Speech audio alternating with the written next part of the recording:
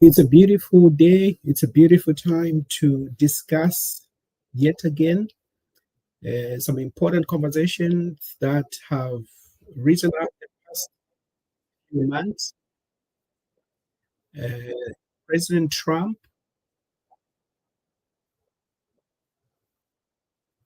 okay, so getting an echo. So let me make sure.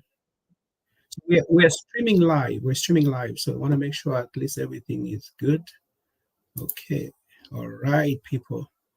Yeah, so this is an important show that we are streaming live. We have a panel of intellectuals to discuss the USAID stoppage by the Trump administration. So very soon, I'll be bringing up the guest to share some thoughts on this important conversation that is impacting the state of affairs in our country, Zambia, and not only Zambia, but other parts of Africa as well.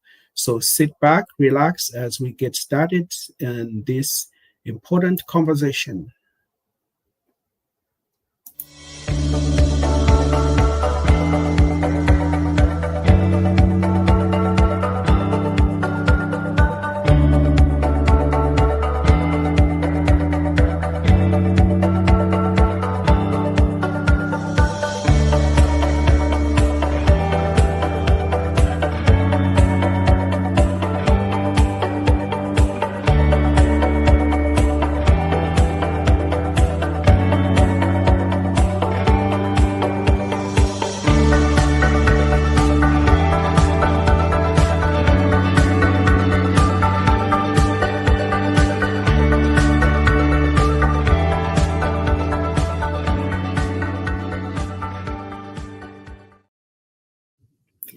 Yes, joining me is Professor Charles Michelo, who is the founding dean for the School of Public Health at the University of Zambia. And I also have Dr.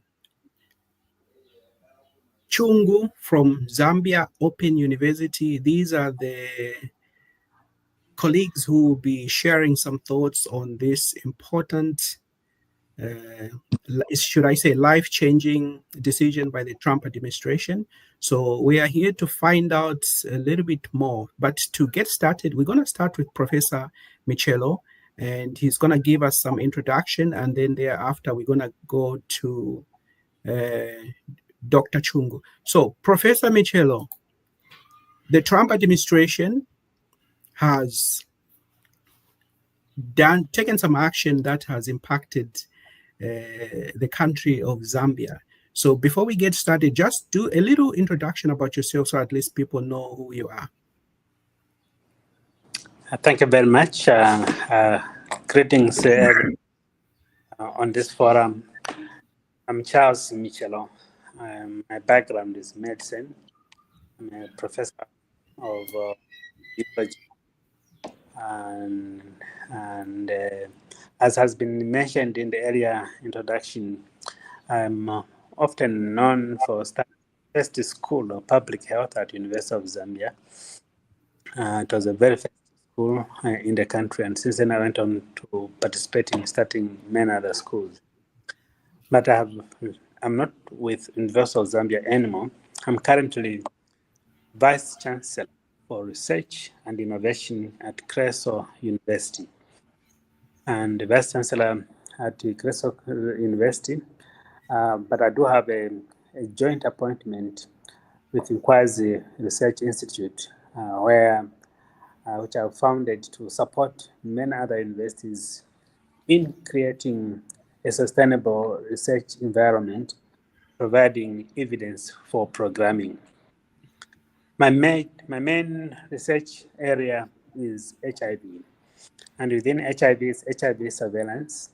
And although the surveillance part of my work in HIV has taken me to surveillance in the health systems in general. So I do look at health systems concerning maternal and child health, neglected tropical diseases, and of course, most recently, non-communicable diseases.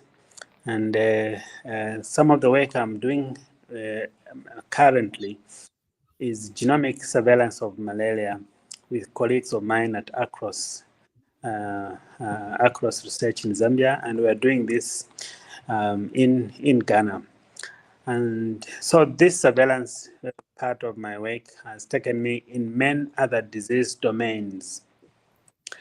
I'd like to end this introduction by saying my work in HIV is very, very critical, and in the sense that we set up the first surveillance systems in Zambia, and in fact, maybe one of the early or the first demographic HIV surveillance in Africa together with Mali.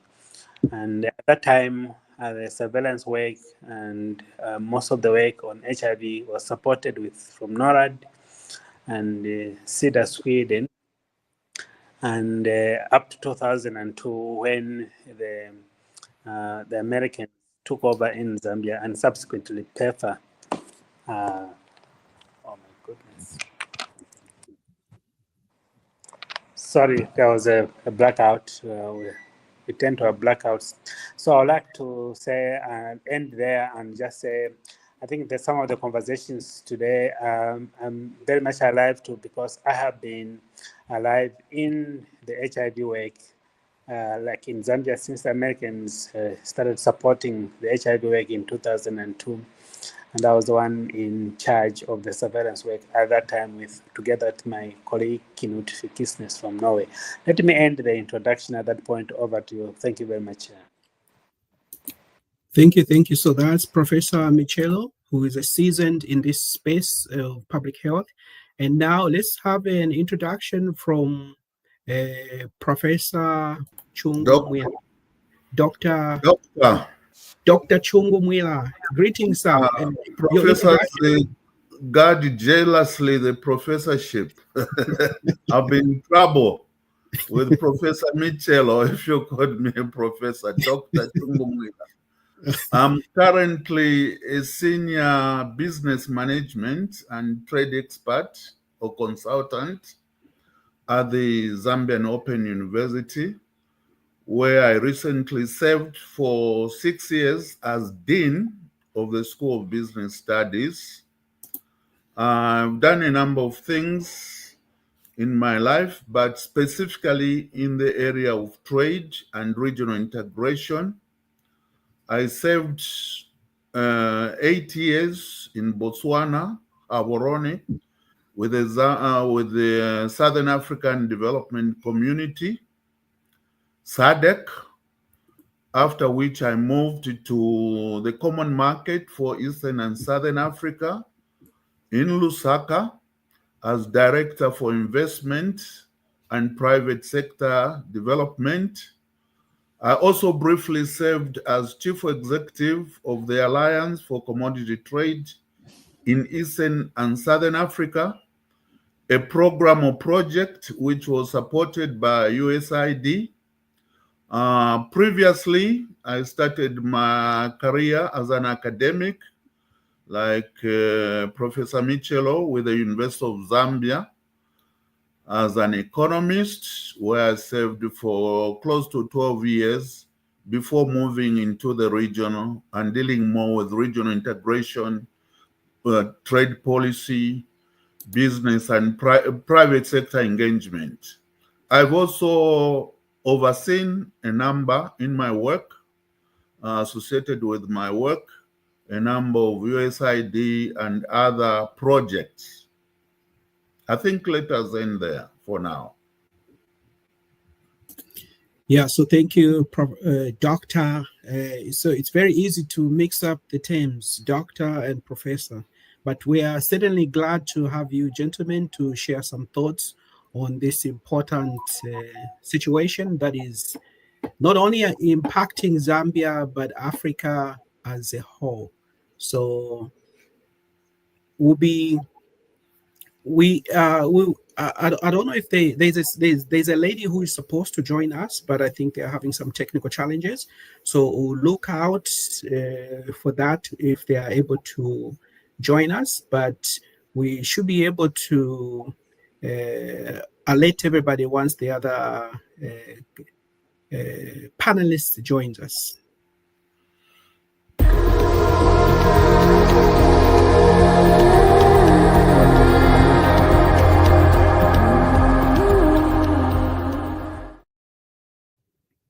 So, gentlemen, so the U.S. administration, obviously, people by now, they are aware that the new sheriff in town in the U.S., and that is obviously Donald Trump. Now, with that administration coming into office, it has made some decisions that have, in a way, impacted a lot of our African countries. And there is a clip in the State of Union address, which was just a few days ago. Let me just play something to refresh people's mind what we'll be talking about. $250,000 to increase vegan local climate action innovation in Zambia. Yep. So I wasn't aware that there was that project. Are you gentlemen aware of that project in Zambia? Maybe the professor. I've read about it myself, but I do not have the details on my fingertips. No, I'm not aware. It's to do with some of the initiatives that USAID has been funding in Zambia, of course. Okay. I read in some reports where most people were saying, oh, they are not sure whether it's 25,000 or it's 250,000 and that type of thing. But anyway, I just wanted to draw people's attention to why we are having this conversation. So the aid was stopped for, I think it's been almost like a month or two. So the first question that I have, we're going to go now to, I think let's go back to Professor Michelo, and then we'll go to Dr. Mwila. So the first question for Professor Michelo is, what are the primary reasons behind the US aid freeze imposed by the Trump administration, and how has it specifically impacted Zambia? This is in your own thoughts. Why do you think the US administration has taken this approach? Yeah, thank you very much. I think there are, of course, two parts to that question. And the first part, the primary reasons, I also speak as I'm just hearing like everyone else. And so I may not be very much competent. And I would like to summarize I will interpret as I hear. It sounds like, and it looks like the driving reason is to stimulate efficiency in spending. And because I also note that there's a department, I'm not sure what they call it, but I think it's government efficiency, Department of Government Efficiency or something. Yeah. Yes. So I think it looks like that's the overriding motive. It's like running any corporate entity, even at the smallest level, any small company that we do, efficiency or closing leaking taps is a prime responsibility of management. And when you do so, then you have a bit more resources at your disposal for much more informed and ethical resource allocation. And I think maybe this is why the Trump administration is doing so. And we heard that during the campaign, except we did not realize that it would be very, very immediate and very, very abrupt in this way. So, yeah, I think that's what I think. But maybe let me move on what are the immediate impacts. I think they are huge. And again, I speak not as one in government, and I wish I was, then I would have been much more specific. So I would like to speak generally and then as an academician. But before I say so, maybe to put it in perspective, I also, although I'm not speaking as such now, I'm having been involved in HIV work for a long time, I'm aware about government, the contribution of cooperating partners in supporting sector programming. And for HIV alone, I think that the American government spends in Zambia probably close to $400 to $500 million per annum. And that goes the same, and slightly maybe more than that for malaria. And then we put TB. So for the three diseases alone, the government, American government spends a lot. But that's just for those three. I do know that there's also a lot of spending into the Global Fund, and it direct in particular programs like maternal and child health. And I can go also in other sectors, and I'm aware also in agriculture and so on and so forth. So just stopping the flow of those resources, it means the programming also suddenly stops. So one of the immediate impacts, number one, is programming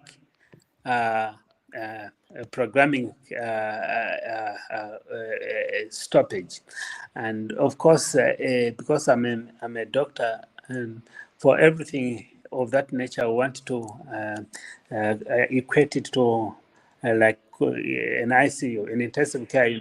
So it's straight away creating or putting programming at cross-sector level in an intensive care unit arrangement where death is imminent end time. So first impact is at programming level. The second impact is at at a system, wider system level. So the programs are running as part of a system. There are many behind the scenes in that system operations, and the program part is just the end part of the story. There's a lot of other things that are happening, and the planning is affected. So there's the entire system failure. Now let me amplify that. We normally, particularly in the health sector, want to think about health systems, and we can also relate this for put in agriculture systems, management systems. Just to put in perspective, the health system, main pillars. One is governance. There's a governance pillar. There's a finance pillar. There's a communication pillar or the data pillar. I talked about the programming or service delivery pillar, and so on. In fact, in Zambia, we increased to make some legal scores. So those pillars for the health system moved from 6 to 10. So the system failure I'm talking about are these, these pillars are basically literally slowed down to below optimal levels. And this system, challenge is major. The third impact that I see is on human resource. The human capital in all these sectors in Zambia, but also we should remember that we are working in a globalized arrangement. We do also have many corporate partners working with us. So there are many Americans that are working with us. I'm aware that many people have had their jobs terminated, packing. Now, that disruption and that shock at a human capital level, it goes to disrupt many things. And maybe that is the fourth impact. It goes to disrupt families. There's children that are in school that have to stop. There are many other networks and operations that are going to have to stop. So an individual human capital shock goes to a family shock, if you like. And lastly, but not the least, let me just talk about the planning. We are all aware that planning, and particularly budget planning, has to happen a year in advance. And what is happening in this particular is implementation. And so, and we are now, for all budgets, we are planning for the next budget cycle. This sudden change, it throws in disarray all implementation, and it throws in disarray all the past planning, including the strategic planning for next year. I shudder to think what goes on in the mind of planners currently at the Ministry of Finance, and it's a very, very difficult situation. And I do not have the figures, and probably my colleague will comment since it's coming from the business and economic side. I am sure there's a portion of our budget that is financed by cooperating partners. And one of the major cooperating partner is USG. So immediately putting all this at a halt, it's a huge thing. It's a huge impact. And so, moderator, let me end by just mentioning those impacts that I've just highlighted, currently, as we probably reflect on this matter. Thank you.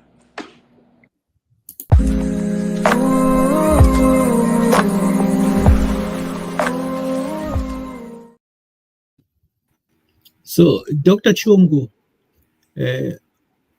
what do you say based off what has been left out from Professor Michelo as regards the impact of what we are seeing from the Trump administration? Yeah, I'm glad to say that Professor Michelo has started with giving a very good analysis of what the issue is and what the impact is likely to be on Zambia. But let me start with maybe also offering or postering my own reasoning from a management point of view. One of the reasons, of course, this is the second term for President Trump. And from the leadership point of view, we've known him, or we've seen him to be a mover and shaker. He's the kind of person who wants to shake things up, rouse the rebels. Is that kind of figure who wants to impact. And of course, the rallying call for him is to making America first and America great. So with that backdrop, is to take these very significant measures to be seen. Unfortunately, one of them has included the cutting of aid, not only to Zambia, but to developing countries as a whole. And as Professor Michelo has said, this is going to have very devastating impact on the Zambian economy. But I think as a country and as a nation and the people of Zambia, we should not despair. Yes, it's going to have very significant budgetary implications, as we have heard.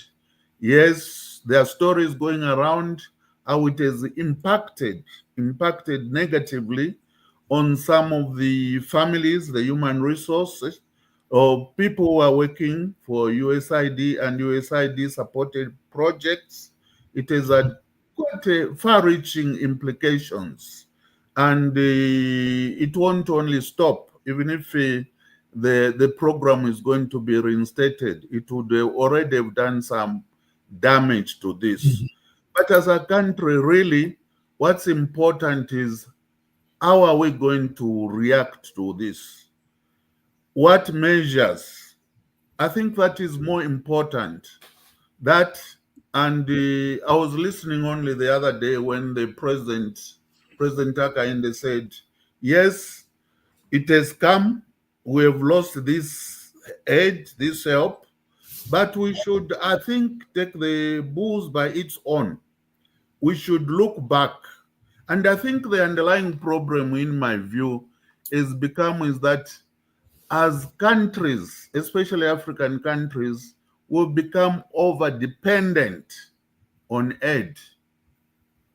And in spite of one of the Zambian economists who wrote that Zambia aid is dead, some lady Zulu, aid is dead. We have not taken measures to put in place measures that will counteract the effects of aid.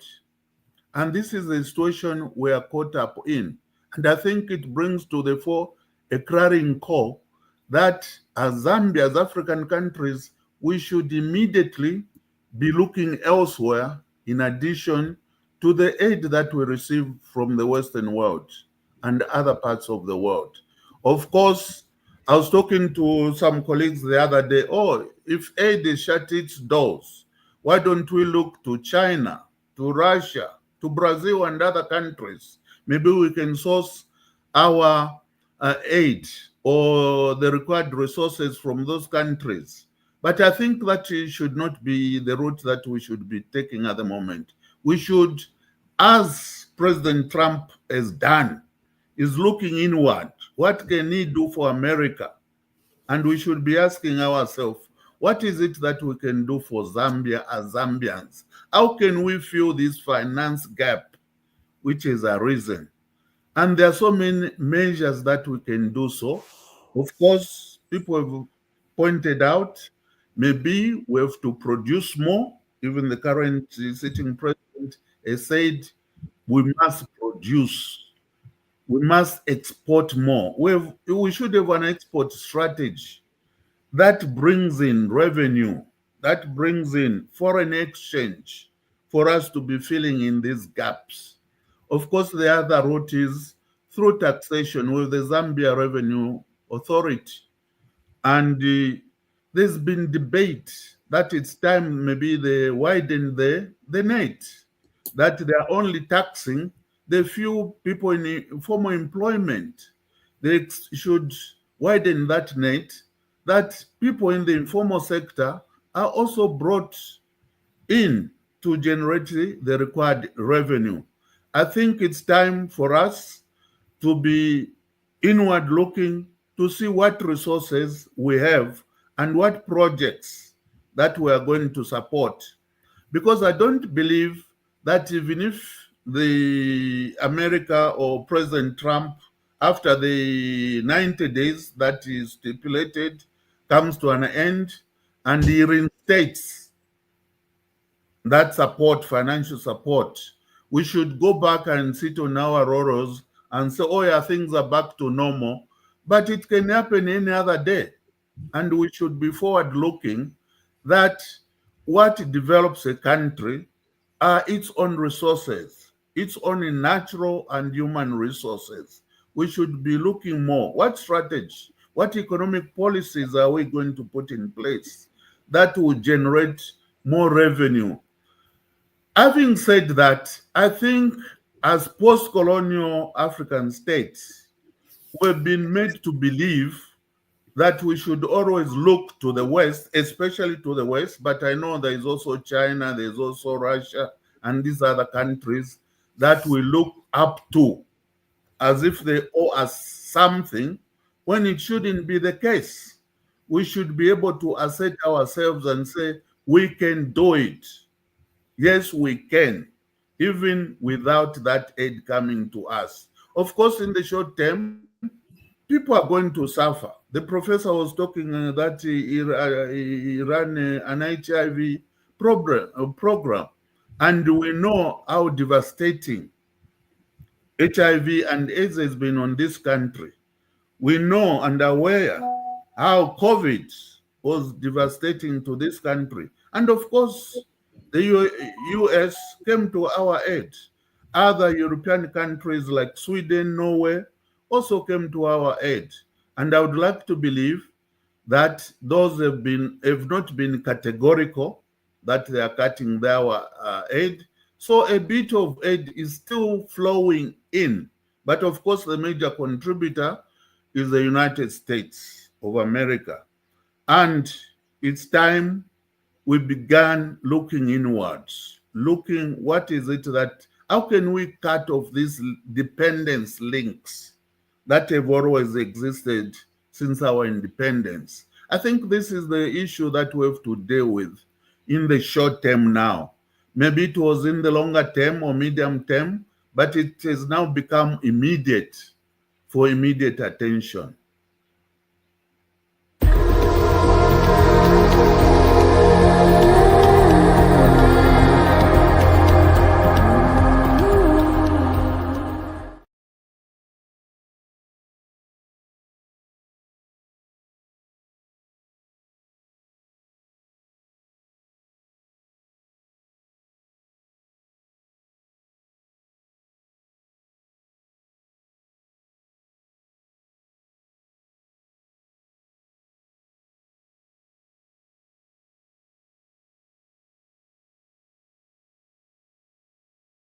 $250,000 to increase vegan local climate action innovation in Zambia.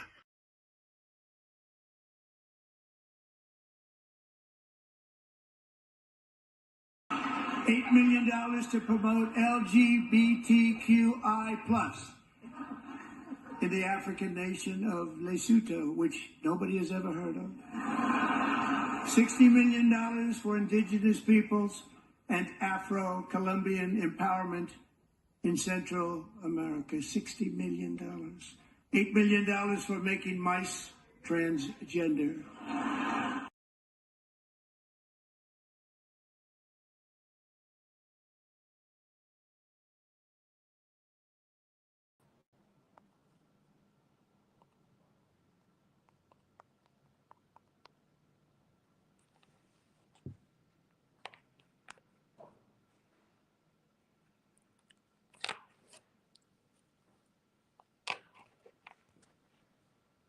All right, so sorry about that. So it's interesting to see that clip. Mr. Trump is obviously an entertainer, and the country of Lesotho, which nobody has ever heard of. So for some of us, I mean, we know where Lesotho is. So now moving on, Professor Michelo, I know some of the questions have been answered, but let's go to this question. How has Zambia historically relied on USAID? So can you speak a little bit to this, and what are the potential long-term consequences of this funding? I know you alluded to this earlier, but just briefly, like, what are the long-term complications with this? Yeah, thank you very much. And again, maybe my colleague would be much more alive on this, but let me say it the way I see it. History. In most low and middle-income countries, financing budgets has been largely dependent on a portion of that budget supported by development aid. And I think there was a reference about the dead aid book, and to the extent that most countries became dependent, including Zambia. So there's a history of familiarity. There's a history, that historical dimension brings in familiarity to a trend, but which also brought in dependency. But also, as the world became more and more globalized, the developing countries' effort in contributing to development in the world, in some cases, was measured how much they support developing countries. And so with that measure, and in fact, developing worlds were yearning to always support or increase the budgetary allocation to supporting budgets for low and middle income countries. So that is a history under which we find USAID coming in Zambia. participating with other developing partners, SIDA Sweden, SIDA Canada, NORAD, and UKAID, and just to mention, but the fewer now, we have the blocks in EU, and so on and so forth. So that's the history. So it's the history of USAID participating in Zambia is a familiar history. It's a relevant history because it was happening everywhere. But I think there was a warning bell. We read the book on development on the dead aid, and to the extent how people began analyzing how this aid to developing countries was embroiled in with a lot of ethical issues, and where it was sometimes a front for revamping a kind of colonization, a kind of control, power control, political control at the UN level. When they are voting at that point, you know who you are supporting, so you know who is going to support you. And so, other than the evils that came up, one of them is dependency. And the second evil is unethical conduct. And the third evil is through, one would say aid was breeding more and more poverty. However, we do know that in the social sector, and in particularly in health, and like to give an illustration in health, some challenges are such that they require partnerships. What challenges? Some challenges are immediate, like outbreaks. We had the COVID outbreak. When you have an outbreak, which can become an epidemic or eventually can become a pandemic affecting everyone, it's a time to look at brothers. Who are your brothers? So you can't run away from aid. So for immediate issues, the Ebola scare, and even now, when it brings its ugly head, you want to say, how can we handle this? And you know you are not sufficient. The second, where medium to long term challenges, diseases like HIV, neglected tropical diseases. But let me talk about HIV. The HIV pandemic in the 90s killed people en masse. It was such a crisis that every person that we saw in the clinic, if you found one who was not HIV positive, you had to announce. There was alarm, there was hysteria. And so the American, through USAID, come in improving the aid to particular sector areas like health. And that's the history. And I think maybe let me end there. I'm just been giving illustrations about the historical dimension. But let me pose what are the potential impacts of this dependence. I think I would like to illustrate it by saying it has been breeding some evils, one of which is dependency.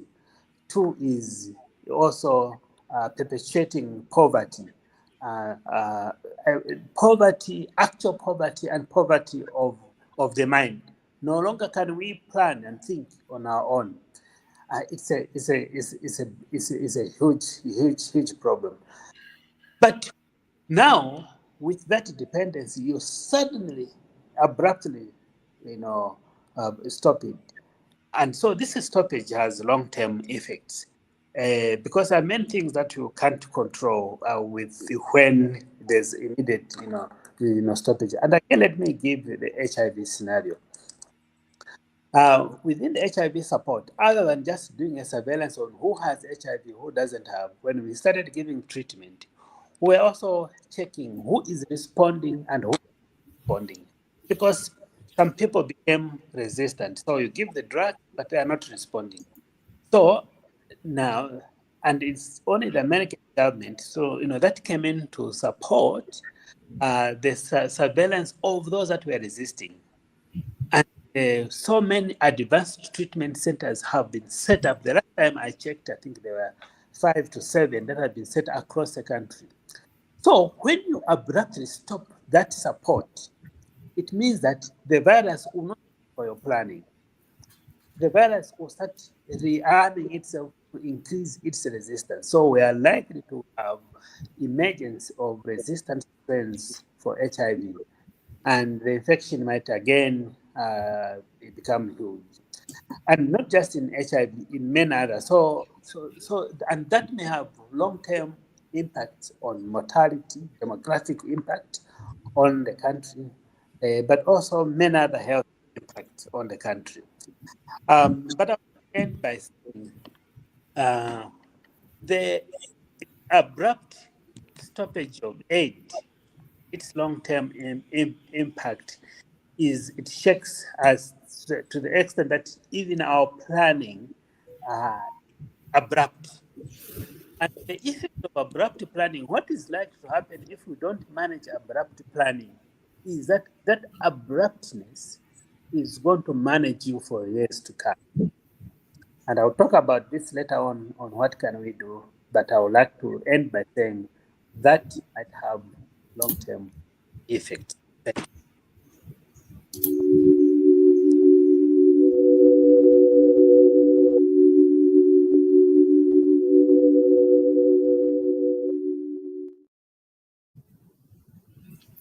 Yeah, if you're just joining us, we are having a conversation on the stoppage of USAID, and we're looking at the implications of this. And that was Professor Michelo sharing some thoughts on the long-term implication of this. Now, the book which the two gentlemen have referred to was done by Dr. Ndambi Samoyo. She's an economist, and it's a book that talks about dead aid, because obviously the aid is dead. And obviously, a lot of people have always mentioned that aid comes with some strings attached. And looking at our country having the vastness of resources that we have, the copper mines and everything else. And unfortunately, most of the companies that are doing business in Zambia, they usually, for the most part, have all the money is pretty much siphoned or taken to other countries. The money that is usually left in the country for the most part is for administrative paying of the employees and that type of thing. So I think it's true. The Zambian government has to do what they need to do to ensure that at least there is income and revenue from these taxes. So let's go to the business side of things and hear some thoughts from Dr. Mwila. Dr. Mwila, what say you in terms of the implication of this long term?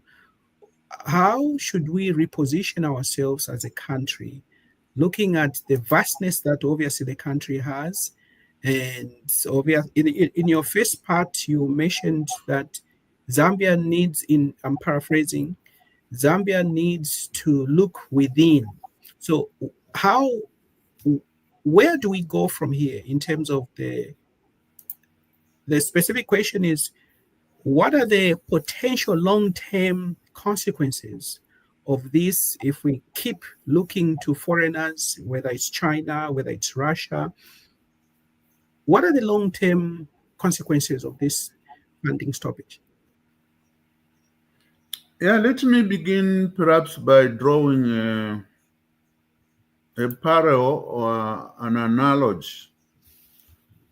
If a person is an open wound and is not treated in good time, here I'm assuming a wound has been opened up, and it remains untreated, there is no medicine for it. Of course, the consequences are going to be devastating. That wound will worsen, and it might even end up leading to amputation. Economically speaking, we don't want to get that way, because the long-term consequences, if this issue is not tackled with all the energies that we have as Zambians, we are going to see where systems will collapse. Where, as Professor Michelo has said, we are going to see a resurgence of HIV, AIDS, and other diseases in these countries, which were beneficiaries, if I may put it that way, of USAID aid. And this is where I'm saying, as a country, really the signals have been there. It's only that we've not been thinking deeply about them.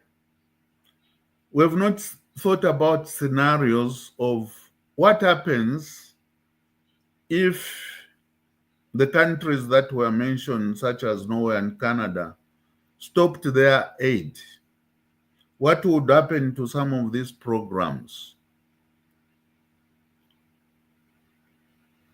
Deadly. And we don't want to head that way. And this is why I'm putting emphasis on the fact that we should, first and foremost, not despair that we've been hit below the belt, that things are going to get out of hand.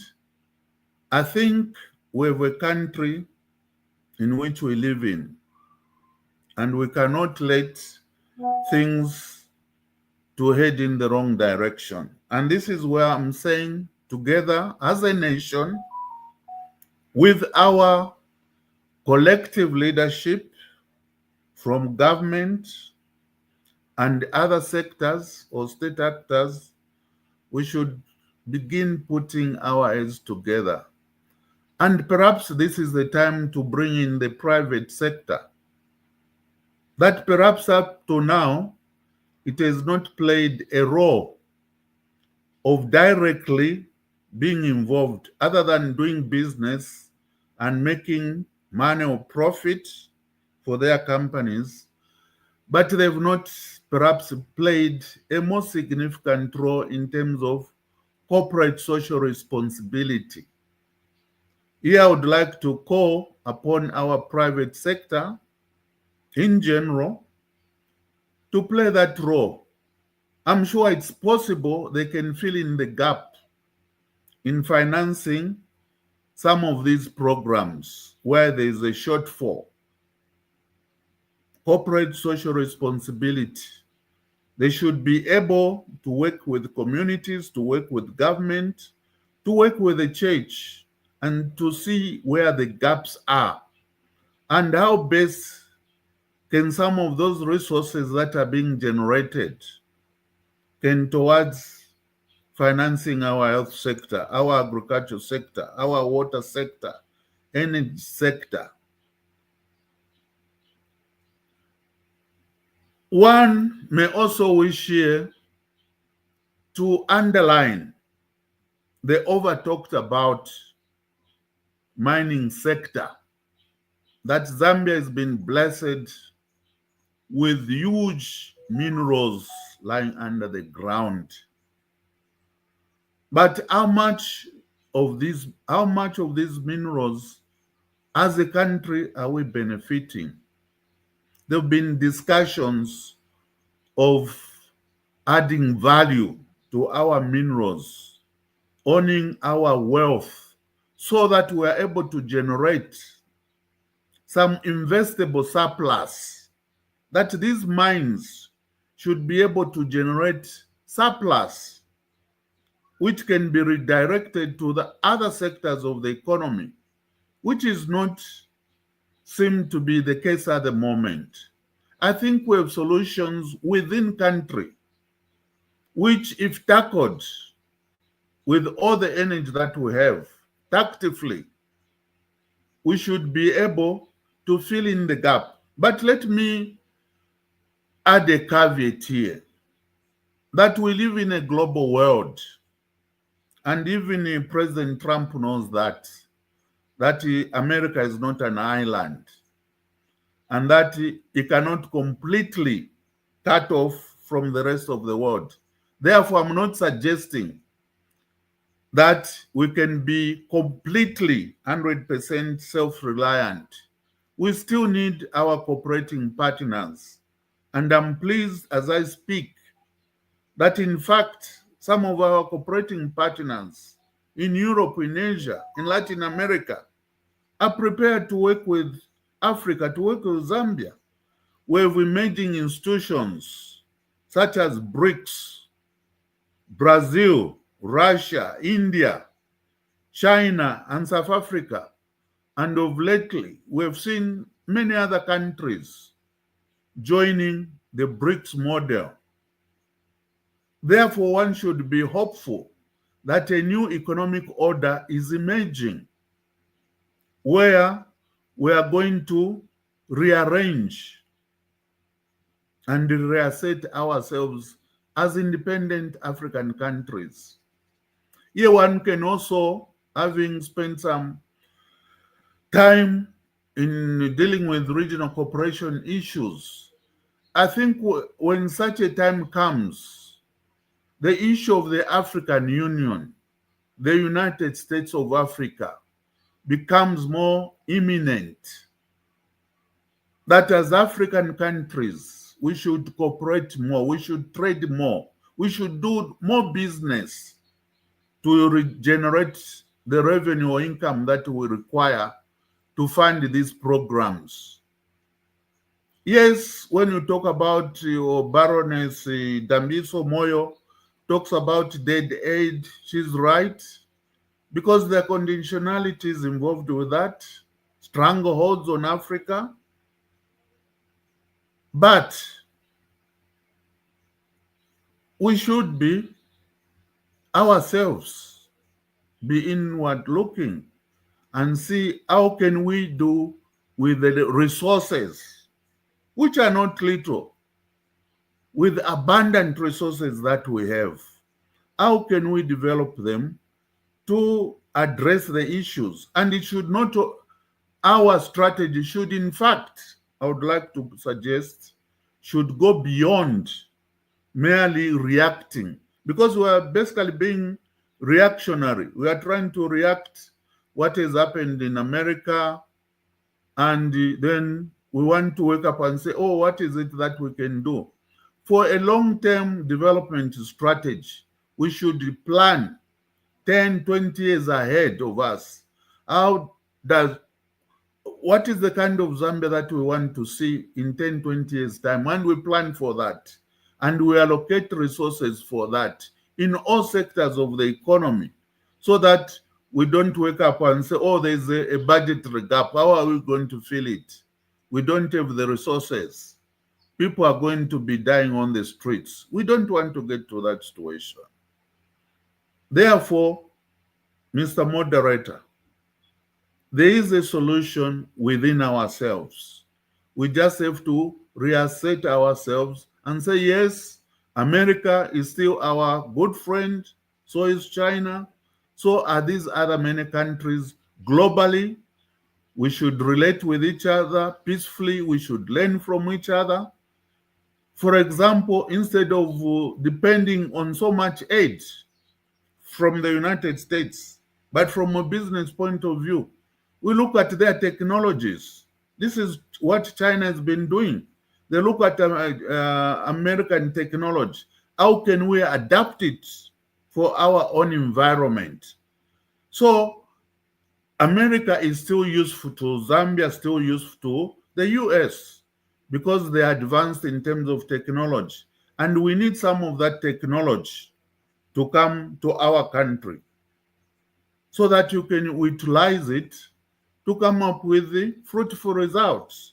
We should not only concentrate on receiving aid, but on receiving mutually beneficial or developing mutually beneficial relationship, trading more with America, talking about more investments coming into our country.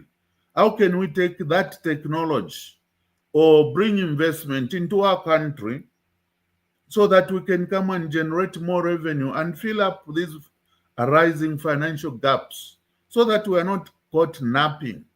I think it calls for a new relationship with America and the rest of the world. Perhaps let me pause there, moderator.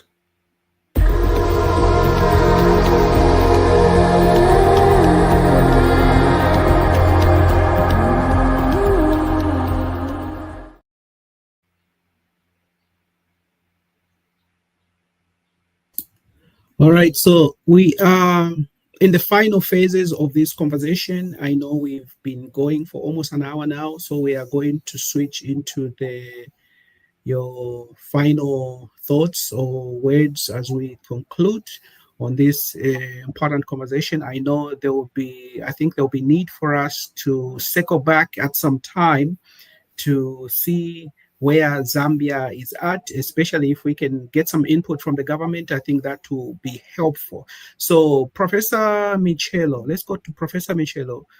Where do we go from here? What are the next steps as we conclude? Let's go to Professor Michelo. What are your next steps? And then we'll go to Dr. Chungu. Thank you very much. Next steps. The number one, I know this is, of course, problematic, but this is the way I think. Mr. Trump has set up the Department of Government Efficiency to mop up money. For me, I would like to to look at that not just from the negative point of view, but also from a positive angle, and say, can we learn something from Mr. Trump and set up similar entities in our countries, Zambia, to mop up resources that are being wasted? I'm aware, I know there are a lot of resources that are being wasted. And this is the first step, is to deal with what you have. Those resources, we already have them, except we are wasting them. There's no efficiency in the way we handle, them. The way we handle expenditure in hospitals, the way we handle expenditure, CDF, and I can go on, in all sectors. So I would like to call upon government to learn from Mr. Trump, and maybe not just Zambia, even other countries in Africa, to rethink and learn and probably replicate the thinking. The way Mr. Trump is doing it may not be the best way, but it sounds like the idea is brilliant in my view. It's time to think and see how we can replicate it in our context and mop up resources to fill up the gap that has been left by USAID support being withdrawn. The second way, where do we go from here? I think is to create strategic think tanks. I think in the major issues, my colleague has mentioned that we have many sources of revenue where we can, we can think how we can do it. The mines, agriculture, forest, department, trade, and so on and so forth. But I think the idea probably is to create strategic think tanks to rethink how we can do that, how we can increase production in the short term and in the medium term and in the long term, and how we can protect our resources and how we can improve the ethics of resource allocation. In doing that, I also like to bring another theory. We do have a new government, I think we've been calling it a new dawn. I think that term is slowly finishing, but at the time they came to power, New Dawn, I had hoped and I still hope that we can have a new way of thinking and managing our resources, a mindset change in how we deal with our ethical challenges, corruption, at all levels, the stealing that goes on, and how we aid stealing through different professions, falsifying books and so on. And so that mindset, it's time to rethink about it. Maybe this can be the new definition of what does New Dawn mean. It's mindset change in the way we do things. And these things then I add them to what Mr. Michelo talking about. Say, as we do these things, we look at sectors that can immediately propel us to be what we can be, but also sectors that can improve our regional networking, our international collaboration to the extent that we can go, when we go to the market, people should be saying, this we can only get from Zambia. Even US should be saying, this we cannot, and therefore, then they will treat us as equal partners because they say, this we can. For example, I've heard we have manganese and how we can explore manganese in the electric motor batteries and things like that. So that can help us to be on the table. So in summary, some moderator, we can create an efficient system also to mop up money, but let us also think how we can generate money, and let us think how we can protect the money that we generate ethically. Over to you. Thank you.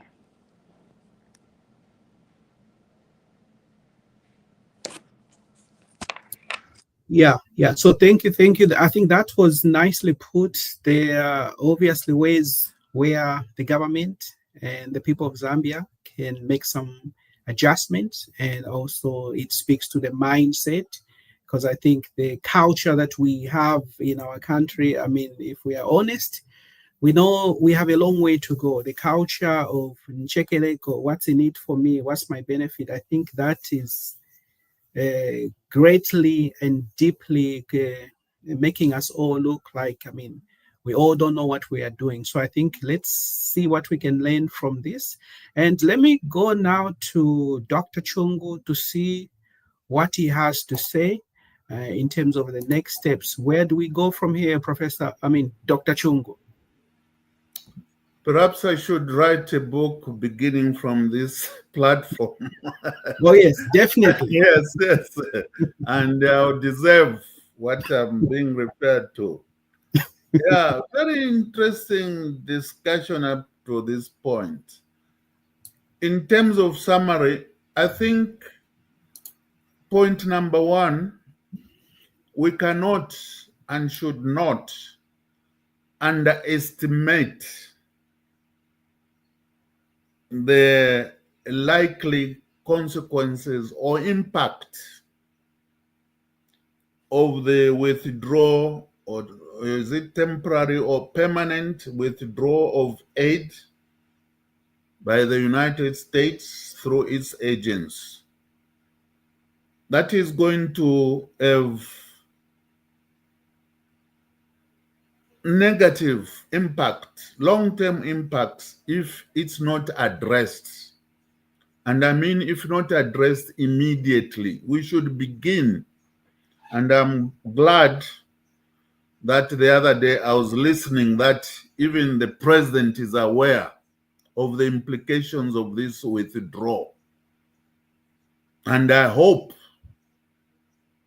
that the government, together with other actors like civil society, the church, will rally together or rally behind the government so that we can begin addressing the gap. Otherwise, the consequences are ghastly. In terms of the way forward, I've touched on some of those already. That as Zambia, we do have resources, and I'm glad, and I was hesitant, but Professor Michelo has brought it to the fore. It breaks the heart when you read the local media and what is contained in the FIC report, the financial report, as to the level, degree of wastage that is there through leakages and through unaccounted for resources, which we popularly refer to as through corruption. Those resources, if properly mobilized, would immediately, and I mean immediately, fill part of the gap that has been left. But the long term is to enhance the natural and human resources that Zambia has. We begin to use them meaningfully, that they are not going to waste. We should be able to fill that gap for now and for the future. But for Africa, and I want to emphasize this point, for Africa, the strength lies in our cooperation.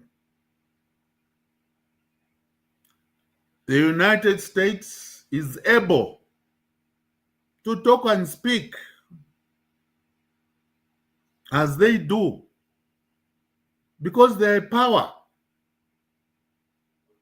China is able to rebut whatever the United States said because it's a powerhouse. And you saw the other countries. Therefore, as Africa, we should also become a powerhouse, whereby if there is this kind of drop or withdraw in additional resources, we could look to Nigeria, look to South Africa, look within ourselves, within the continent. Where are we going to fill the gap? This means we should, as I said earlier, trade more with ourselves, cooperate more with ourselves, make Africa strong. The day we do that, no American president will stand up and say that they don't know where Lesotho is. I beg to stop.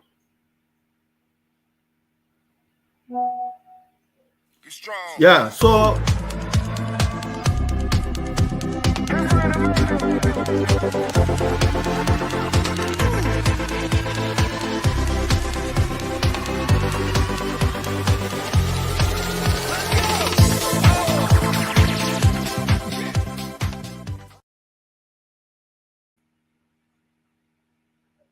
we're going to go back to Dr.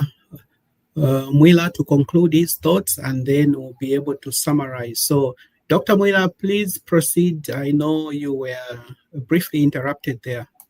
Yes, my final point was basically lies in African unity, in African strength.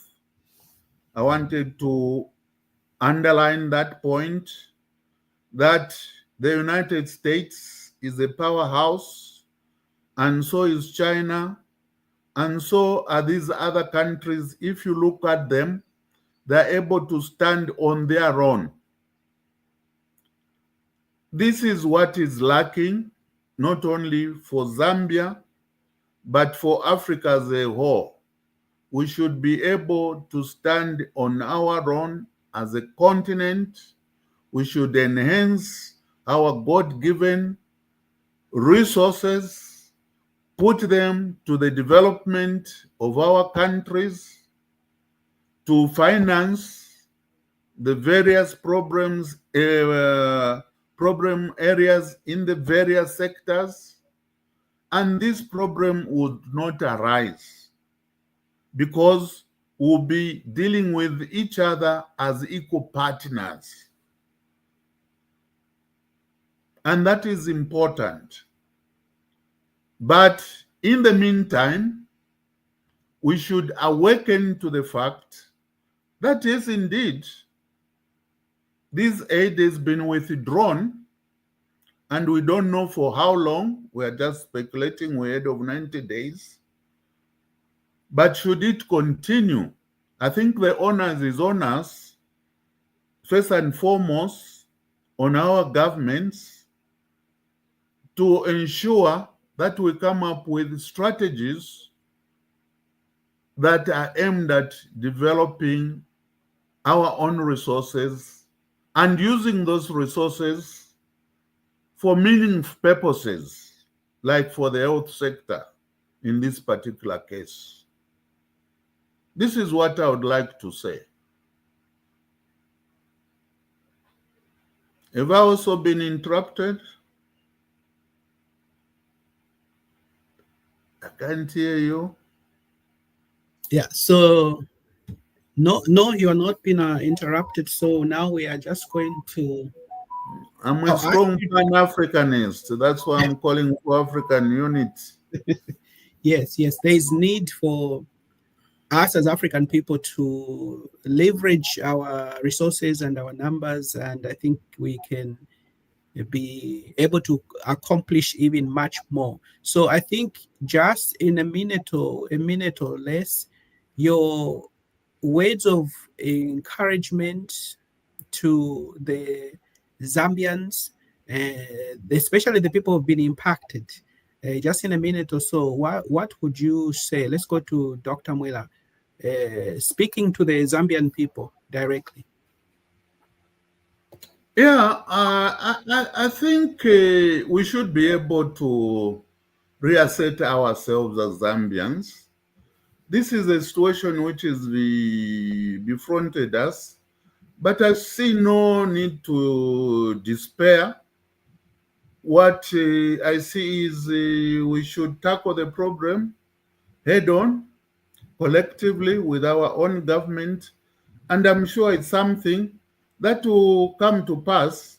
It is something which has shaken us in the meantime, but to every problem, I believe there is a solution.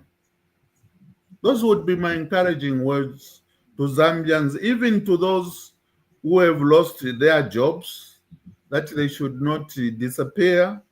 Maybe one door is closed. I'm pretty sure as a Christian also that another door will open. Mm-hmm. We should be optimistic at all times. Thank you. Good. Professor Michelo, your words to the people who may have been impacted, to the Zambians?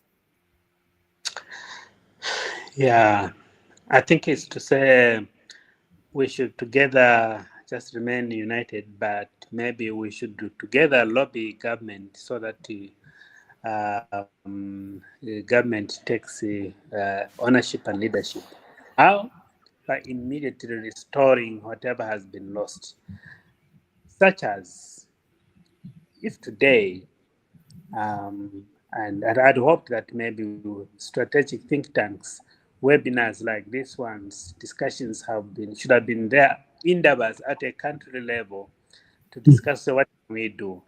So I pay 20 kwacha at a toll gate. If today I'm told I will pay an extra 5 kwacha to support this, I don't think anyone will refuse, because I am supporting my brother who is HIV positive, not going to government. And so I think this is what we're expecting. So let us lobby government for practical steps to address this, and in a participatory manner, and in a open and fair manner. My word of encouragement is that together, those that have been affected, we can lobby each other and lobby government. Thank you. Thank you. Gentlemen, it's been a pleasure. I'm sure we're going to circle back in the coming weeks or so, or months, to have a follow-up to this conversation so that at least maybe, hopefully by then we can, because we had written to government, I think, I don't know exactly, but we had written to government. So hopefully next time the government will be able to be part of this conversation so they can give their side of the story. But we thank you for your time, and to circle back in the coming weeks. Thank you for joining us. Thank you so much. Thank you. Thank you for hosting Thank us. you. Thank you. All right, ladies and gentlemen, you have just been listening to Dr. Chungu Mwila, who is an intellectual from the Zambia Open University, and also Professor Charles Michelo. We were discussing the implications of the Trump administration's stoppage of aid. And I would like to take this opportunity also to mention that here in the US, the agency, the USAID staff, most of them, they have been sent home. So I am under the assumption that things may not be back to what they used to be, because I think a lot of people have lost jobs in the US. So it's not only in Zambia. So it's incumbent upon the Zambian government to look within. And I like the suggestions that have been shared up here. If there could be some increment in certain areas where government is able to raise some funds to be able to have some pot of funds that can be utilized or tapped in, I think the Zambian people, I'm sure they are going to understand. So government, we look to you, the Zambian government, we look to your leadership, we look to your governance, especially at the time as this is a time now to show leadership. And also the people of Zambia need to see how they can help the government to be able to navigate and circumvent these situations, because these are trying times and a lot of people have been affected. So let's leverage our resources, let's leverage each other to see how best we can be each other's keeper. So till next time we meet again, is thank you and bye for now. Bye.